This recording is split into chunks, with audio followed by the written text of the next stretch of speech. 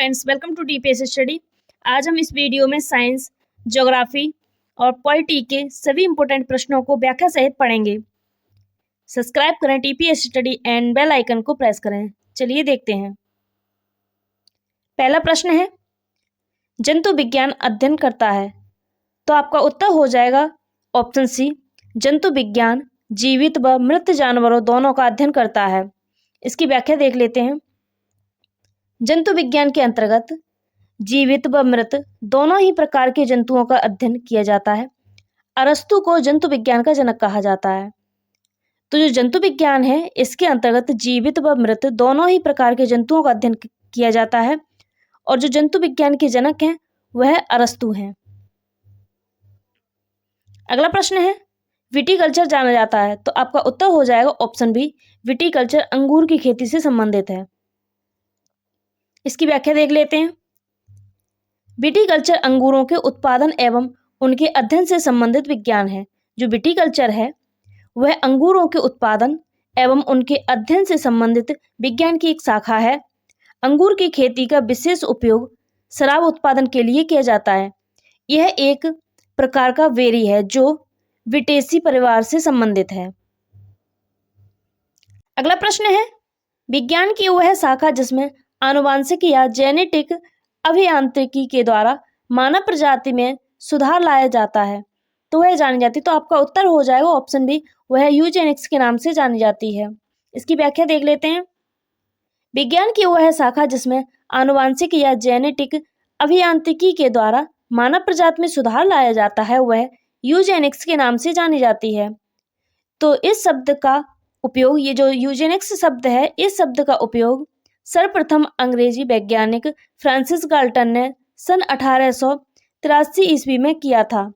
अगला प्रश्न है, हर्पेटोलॉजी में अध्ययन किया जाता है। तो आपका उत्तर हो जाएगा ऑप्शन सी, सरीसृपों और उभयचरों का अध्ययन किया जाता है। इसकी व्याख्या देख लेते हैं। हर्पेटोलॉजी विज्ञान की वह शाखा है जिसमें सरीसृपों और उभयचर दोनों का अध्ययन किया जाता है। पेट्रोकोलॉजी हर्पेटोलॉजी की उपशाखा है। ये जो बैटोकोलॉजी है यह हर्पेटोलॉजी की उपशाखा है जिसमें सिर्फ उभयचरों का अध्ययन किया जाता है। ऑर्निथोलॉजी में पक्षियों का अध्ययन किया जाता है। प्रश्न है, जंतु विज्ञान की उस शाखा को क्या कहते हैं जिसमें प्राणियों के व्यवहार का अध्ययन किया जाता है। तो आपका उत्तर हो जाएगा ऑप्शन ए, जीव पारिस्थितिकी कहते हैं। इसकी व्याख्या देख लेते हैं। जीव पारिस्थितिकी जीव विज्ञान की एक शाखा है जिसके अंतर्गत प्राणियों के व्यवहार का अध्ययन किया जाता है। पारिस्थितिकी पर्यावरण अध्ययन का भाग है। जो पारिस्थितिकी है वह पर्यावरण अध्ययन का भाग है जिसमें जीवों, पौधों और जंतुओं या अन्य जीवित गैर जीवित परस्पराधिवता के बारे में अध्ययन करते हैं। अगला प्रश्न है, जीव विज्ञान नाम दिया गया। तो आपका उत्तर हो जाएगा ऑप्शन बी, लेमार्क द्वारा दिया गया है। इसकी व्याख्या देख लेते हैं। जीव विज्ञान नाम सर्वप्रथम लेमार्क जो कि फ्रांस के रहने वाले हैं एवं ट्रेविनेरस जो कि जर्मनी के रहने वाले हैं, इन दोनों वैज्ञानिकों ने 1801 ईस्वी में दिया। डार्विन ने उत्तरजीविता के सिद्धांत को प्रतिपादित किया। ये जो डार्विन है उन्होंने उत्तरजीविता के सिद्धांत को प्रतिपादित किया।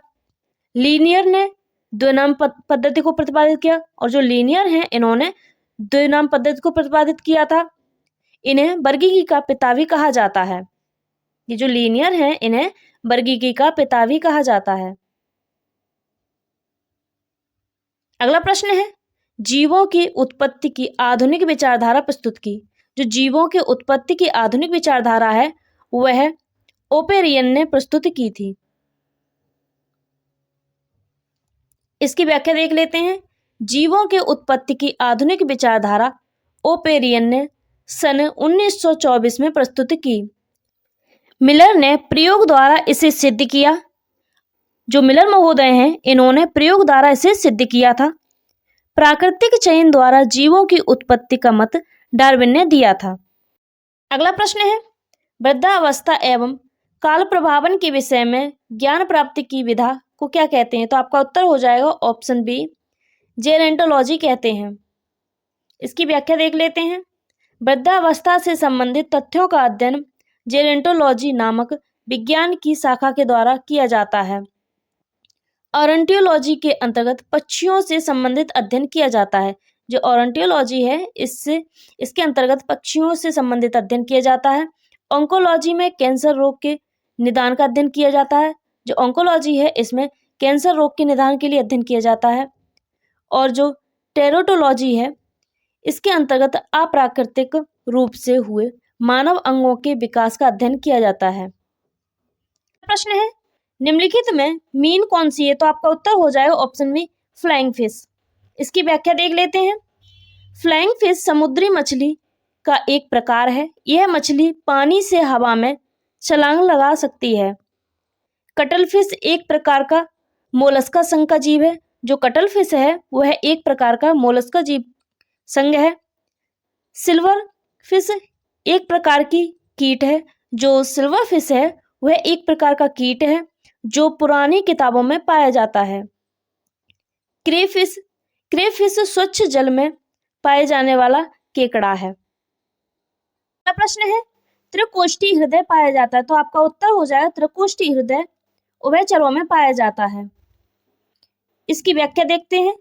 उभयचर वर्ग पृष्ठवंशी प्रजातियों का एक महत्वपूर्ण वर्ग है जो जीव विज्ञान वर्गीकरण के अनुसार मत्स्य एवं सरीसृप वर्गों के बीच की श्रेणी में आता है।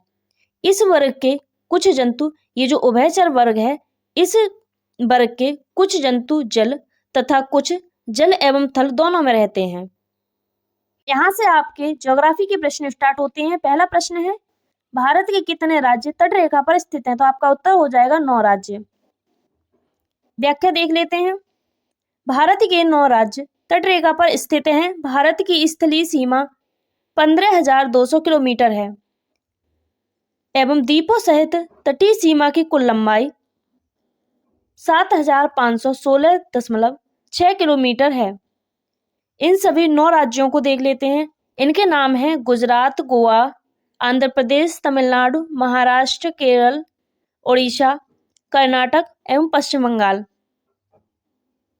अगला प्रश्न है भारत अवस्थित है। तो आपका उत्तर हो जाएगा ऑप्शन सी। भारत जो है अक्षांश 8 डिग्री उत्तर से 37 डिग्री 6 उत्तर तथा देशांतर 68 डिग्री 7 पूर्व से 97 डिग्री 25 पूर्व के मध्य स्थित है। इसकी व्याख्या देख लेते हैं। भारत की आकृति जो है वह चतुष्कोणीय है।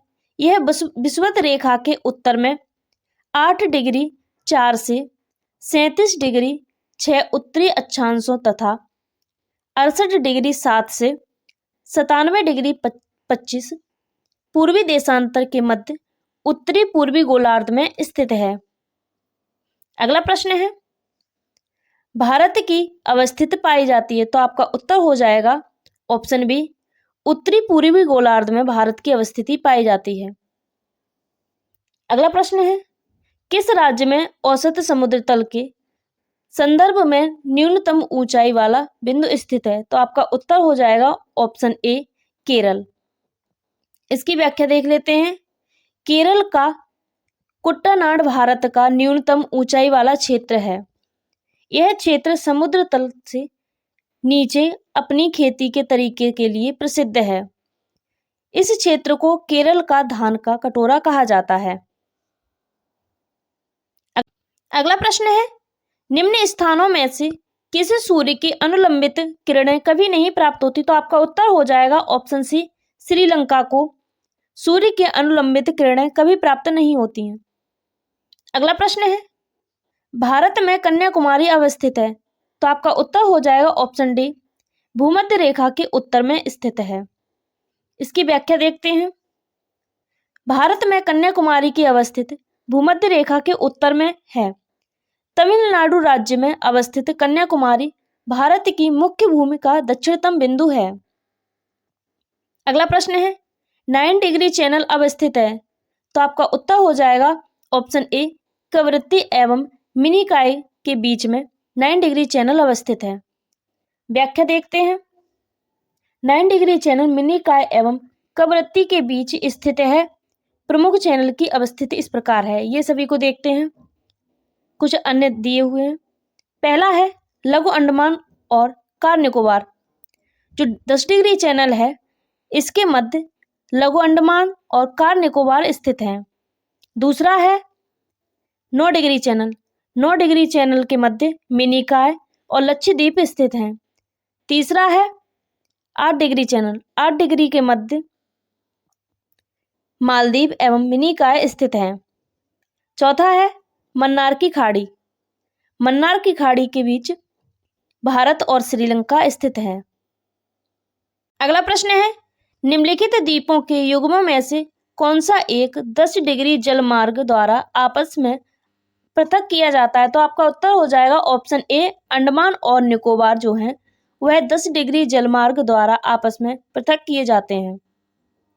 अगला प्रश्न है भारत का सुदूरस्थ दक्षिणी बिंदु है? तो आपका उत्तर हो जाएगा ऑप्शन सी, इंदिरा पॉइंट। इसकी व्याख्या देखते हैं। भारत का सुदूर दक्षिणी बिंदु अंडमान निकोबार द्वीप समूह के बड़ा निकोबार द्वीप में स्थित इंदिरा पॉइंट है, जिसे पिग्मेलियन पॉइंट अथवा पार्सर पॉइंट की भी संज्ञा दी जाती है। अगला प्रश्न है भारत के प्रादेशिक जल क्षेत्र का विस्तार है? तो आपका उत्तर हो जाएगा ऑप्शन सी, तट से 12 समुद्री मील तक है। इसकी व्याख्या देखते हैं। भारत का प्रादेशिक जल क्षेत्र का विस्तार भारत के समुद्री तट से 12 नॉटिकल मील की दूरी तक स्थित है। इस क्षेत्र के उपयोग का भारत को संपूर्ण अधिकार प्राप्त है। अविच्छिन्न मंडल या संलग्न क्षेत्र की दूरी आधार रेखा से 24 समुद्री मील तक है। 1 समुद्री मील बराबर 1.8 किलोमीटर होता है। इस क्षेत्र में भारत को साफ सफाई सीमा शुल्क की वसूली और वित्तीय अधिकार प्राप्त हैं। अगला प्रश्न है किस अधिनियम के द्वारा अंग्रेजों ने अखिल भारतीय संघ प्रस्तावित किया था? तो आपका उत्तर हो जाएगा ऑप्शन डी, भारत सरकार अधिनियम 1935 द्वारा अंग्रेजों ने अखिल भारतीय संघ प्रस्तावित किया था। इसकी व्याख्या देख लेते हैं। भारत सरकार अधिनियम 1935 में कुल 321 धाराएं तथा 10 अनुसूचियां थीं। प्रश्न है निम्न में से किस एक ने भारतीय संघवाद को सहकारी संघवाद कहा? तो आपका उत्तर हो जाएगा ऑप्शन सी, ऑस्टिन ने कहा था। व्याख्या देख लेते हैं इसकी। ऑस्टिन विशुद्ध विधि विधान के प्रवर्तक थे। जो ऑस्टिन थे वह विशुद्ध विधि विधान के प्रवर्तक थे। ऑस्टिन का मत था कि राजनीतिक सत्ता कुलीन या संपत्तिमान व्यक्तियों के हाथों में पूर्णतः सुरक्षित रहती है। उनका विचार था कि संपत्ति के अभाव में बुद्धि और ज्ञान अकेले राजनीतिक क्षमता नहीं दे सकते। जी ऑस्टिन ने ही भारतीय संघवाद को सहकारी संघवाद कहा था। अगला प्रश्न है भारत सरकार अधिनियम 1919 आधारित था? तो आपका उत्तर हो जाएगा option B, Montagu Chelmsford report पर आधारित था। इसकी व्याख्या देख लेते हैं। भारत सरकार अधिनियम 1919 को मॉन्टेग्यू चेम्सफोर्ड सुधार या रिपोर्ट के नाम से भी जाना जाता है। मॉन्टेग्यू भारत सचिव थे, जबकि चेम्सफोर्ड जो है वह भारत के वायसराय थे। अगला प्रश्न है संविधान सभा का प्रथम सत्र कब बुलाया? तो आपका उत्तर हो जाएगा 9 दिसंबर 1946 को बुलाया गया था। इसकी व्याख्या देखते हैं। संविधान के निर्माण हेतु संविधान सभा की प्रथम बैठक 9 दिसंबर 1946 ईस्वी को नई दिल्ली स्थित कौशल चैम्बर के पुस्तकालय भवन में हुई। संविधान के वरिष्ठतम सदस्य डॉक्टर सच्चिदानंद सिन्हा को सभा का अस्थायी अध्यक्ष चुना गया। अगला प्रश्न है गवर्नर जनरल का पद पहली बार किस अधिनियम के अंतर्गत बनाया गया? तो आपका उत्तर हो जाएगा ऑप्शन ए, 1773 का रेगुलेटिंग अधिनियम के द्वारा बनाया गया। इसकी व्याख्या देखते हैं। 1773 के रेगुलेटिंग एक्ट के तहत बंगाल के गवर्नर को बंगाल का गवर्नर जनरल बनाया गया था। इस एक्ट के तहत वारेन हेस्टिंग बंगाल के पहले गवर्नर जनरल बने। ध्यातव्य है कि 1833 के अधिनियम के तहत बंगाल के गवर्नर जनरल को भारत का गवर्नर जनरल बनाया गया था, लॉर्ड विलियम बेंटिंक भारत के प्रथम गवर्नर जनरल थे। अगला प्रश्न है, किस अधिनियम के द्वारा कलकत्ता में सुप्रीम कोर्ट की स्थापना की गई? तो आपका उत्तर हो जाएगा ऑप्शन ए, रेगुलेटिंग एक्ट 1773 द्वारा कलकत्ता में सुप्रीम कोर्ट की स्थापना की गई। इसकी व्याख्या देखते हैं। भारत में सर्वप्रथम रेगुलेटिंग एक्ट अधिनियम 1773 द्वारा कलकत्ता में 1774 में एक सर्वोच्च न्यायालय की स्थापना की गई। अगला प्रश्न है, मार्ली मिंटो सुधार 1909 का प्रमुख प्रावधान कौन नहीं है? एक बार पढ़ लेते हैं। ऑप्शन ए है विधान परिषद के आधार में वृद्धि, ये तो है। दूसरा है केंद्रीय विधान परिषद में सरकारी बहुमत, ये भी है। तीसरा है सांप्रदायिक और पृथक निर्वाचन पद्धति, ये भी है। चौथा है केंद्रीय विधान परिषद में निर्वाचित सदस्यों को स्थान नहीं मिला, ये गलत हो जाएगा आपका, यह प्रावधान नहीं था। व्याख्या देखते हैं इसकी। मार्ली मिंटो सुधार 1909 के अंतर्गत केंद्रीय विधान परिषद में निर्वाचन सदस्यों को स्थान प्राप्त था। इनकी संख्या बढ़ाकर 1616 से 60 कर दी गई थी। प्रश्न है, निम्नलिखित में से कौन से अधिनियम ने ब्रिटेन में एक ऐसे नियंत्रण बोर्ड की स्थापना का प्रावधान किया जिसके माध्यम से ब्रिटिश सरकार भारत में ईस्ट इंडिया कंपनी के दीवानी, सैनिक और राजस्व संबंधी सभी मामलों पर पूरी तरह नियंत्रण रख सके? तो आपका उत्तर हो जाएगा ऑप्शन बी, 1784 का फिक्स इंडिया अधिनियम। इसकी व्याख्या देखते हैं। 1884 फिक्स इंडिया एक्ट के तहत बोर्ड ऑफ कंट्रोल या नियंत्रण बोर्ड नामक नए निकाय का गठन किया गया। नियंत्रण बोर्ड को यह शक्ति दी गई थी कि वह ब्रिटिश नियंत्रण भारत में सभी दीवानी, सैनिक और राजस्व गतिविधियों का अधीक्षण एवं नियंत्रण करें। अगला प्रश्न है, ब्रिटिश सरकार के किस अधिनियम ने सबसे पहली बार भारत में शिक्षा के लिए 1 लाख रुपए दिए थे? तो आपका उत्तर हो जाएगा ऑप्शन बी, चार्टर अधिनियम 1813 में। इसकी व्याख्या देखते हैं। 1813 के चार्टर एक्ट में गवर्नर जनरल को यह अधिकार दिया गया कि वह 1 लाख रुपए भारतीय साहित्य के पुनरुत्थान एवं स्थानीय विद्वानों को प्रोत्साहन देने के लिए विज्ञान की उन्नति के लिए खर्च करें। अगला प्रश्न है, निम्नलिखित अधिनियमों में से किस अधिनियम द्वारा गवर्नर जनरल की परिषद में एक विधि सदस्य की अभिवृद्धि हुई? तो आपका उत्तर हो जाएगा ऑप्शन डी, चार्टर अधिनियम 1833। इसकी व्याख्या देख लेते हैं। चार्टर अधिनियम 1833 के द्वारा गवर्नर जनरल की कार्यकारिणी में एक नए कानूनी सदस्य की वृद्धि की गई तथा वह कानूनी सदस्य लॉर्ड मैकाले था। वीडियो अच्छी लगी हो तो लाइक करें, चैनल को सब्सक्राइब करें। Thank you for watching.